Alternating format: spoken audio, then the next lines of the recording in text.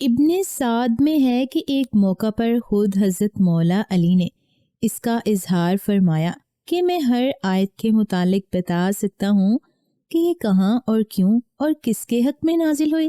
چنانچہ حضرت علی رضی اللہ تعالیٰ عنہ کا شمار مفسرین کے اعلیٰ طبقہ میں ہے، اور صحابہ میں حضرت ابن عباس کے سوا اس کمال میں آپ کا کوئی شریک نہیں ہے۔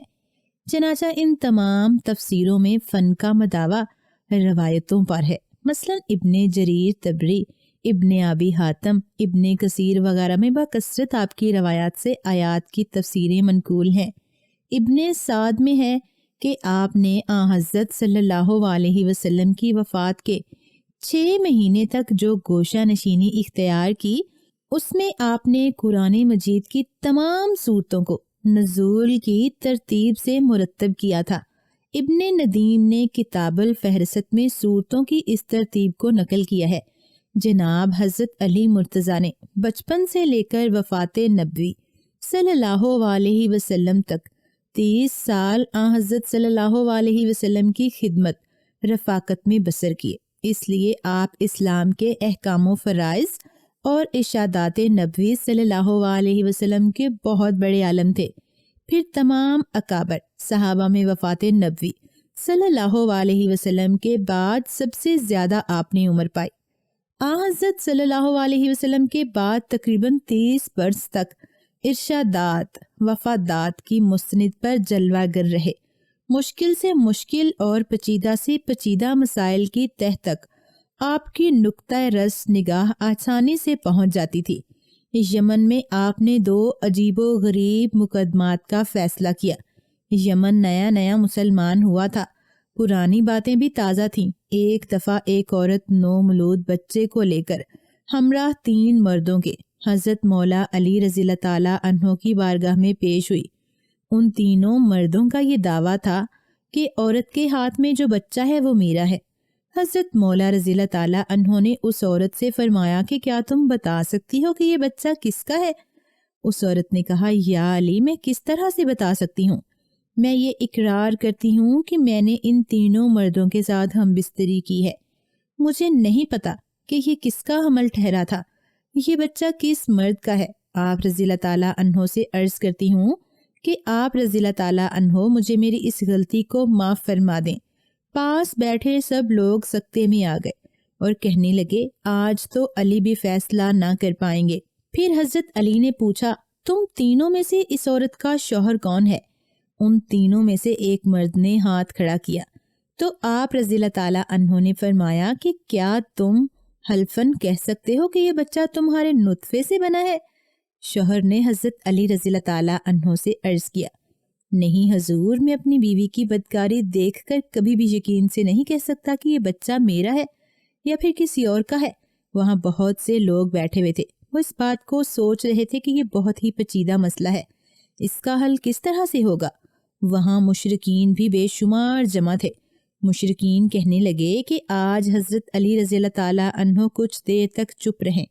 پھر آپ نے پیدا ہونے والے بچے کی دیت مقرر کی اور دیت کے 3 حصے کیے۔ اس کے بعد حضرت علی نے قرعہ ڈالا اور فرمایا کہ میں اب قرعہ ڈالتا ہوں، جس کے نام پر قرعہ نکلے گا بچہ اس کا ہوگا۔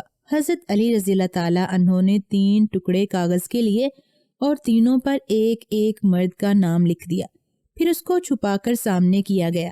ایسا کئی بار کیا گیا۔ جب بھی قرعہ نکلتا تو ایک ہی مرد کے نام کا قرعہ نکلتا تھا۔ جس کے نام اس لڑکے کا قرعہ نکلا، اس مرد کو اس لڑکے کا باپ تصور کیا گیا۔ لڑکے کو غلام سمجھ کر اس کی قیمت لگائی گئی اور قیمت کے 3 حصے کیے گئے۔ جس کے حصے میں قرعہ نکلا تھا، اس شخص سے اس قیمت کے 2 حصے وصول کر کے باقی دونوں مردوں کو دے دیے گئے۔ جب یہ بات حضرت محمد صلی اللہ علیہ وسلم تک پہنچی تو حضرت محمد صلی اللہ علیہ وسلم نے بھی فرمایا کہ اگر یہ مسئلہ میرے پاس آتا تو میں بھی اس مسئلے کا حل اسی طرح کرتا جس طرح علی نے فیصلہ حل کیا ہے۔ ایک روایت میں اس طرح سے بیان کیا گیا ہے کہ حضرت عمر فاروق کے زمانے میں قدامہ بن متون نے شراب پی تو حضرت عمر نے ان پر حد جاری کرنے کا حکم دیا۔ قدامہ نے کہا، مجھ پر کوئی حد نہیں، کیونکہ اللہ تعالیٰ کا فرمان ہے کہ ایمان لانے والوں اور عملے سالے کرنے والوں پر کوئی حرج نہیں ہے۔ جو کچھ انہوں نے کھایا پیا ہو، میں مہاجرین، اولین اور مجاہدین بدتر میں سے ہوں۔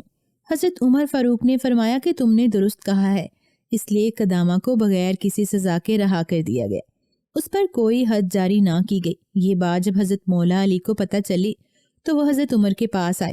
حضرت عمر مولا علی حضرت عمر کو کہا کہ قدامہ پر کوئی حد جاری کیوں نہیں کی، قدامہ کو رہا کیوں کیا؟ حضرت عمر نے سارا ماجرا سنایا۔ حضرت علی رضی اللہ تعالیٰ عنہ نے کہا قدامہ اس آیت کا اہل نہیں ہے۔ وہ قدامہ جو حرام کی راہ پر چل کر اور حرام کام کا مرتکب ہوا، اس بات میں تو کوئی شک نہیں کہ یہ شخص خدا اور رسول پر ایمان لایا اور نیک کام بھی کیے۔ البتہ یہ لوگ خدا کی حرام کردہ چیزوں کو حلال نہیں کر سکتے۔ پس قدامہ جو الفاظ کہہ چکا ہے، اس کو توبہ کرنی چاہیے۔ حضرت علی رضی اللہ تعالیٰ عنہ نے فرمایا کہ اگر یہ قدامہ توبہ کرتا ہے تو اس پر حد جاری کی جائے، اگر قدامہ توبہ نہ کرے تو اس کو قتل کر دیا جائے، کیونکہ وہ ملت اسلام سے خارج ہو گیا ہے۔ حضرت عمر سمجھ گئے تھے کہ قدامہ کو چھوڑ کر غلطی کی ہے۔ حضرت عمر نے قدامہ کو دوبارہ طلب کر لیا اور قدامہ کو کہا کہ تم توبہ کرو۔ قدامہ یہ بات اچھے طریقے سے سمجھ گیا تھا کہ میرے بارے میں شرعی سزا کیا ہے۔ قدامہ نے توبہ کی تو اس کی قتل کی سزا تو معاف ہو گئی، تو اب قدامہ پر حد کا مسئلہ باقی تھا۔ حضرت عمر نے حضرت علی سے پوچھا کہ آپ مشورہ دیں کہ قدامہ پر کس طرح حد جاری کرنی چاہیے۔ حضرت علی رضی اللہ تعالیٰ عنہ نے فرمایا کہ قدامہ کو 80 کوڑے مارے جائیں، کیونکہ جو بھی شرابی نشہ کرتا ہے تو وہ مست ہو کر بہکی بہکی باتیں شروع کر دیتا ہے۔ حضرت علی رضی اللہ تعالیٰ عنہ کے کہنے پر قدامہ کو 80 کوڑے مارے گئے۔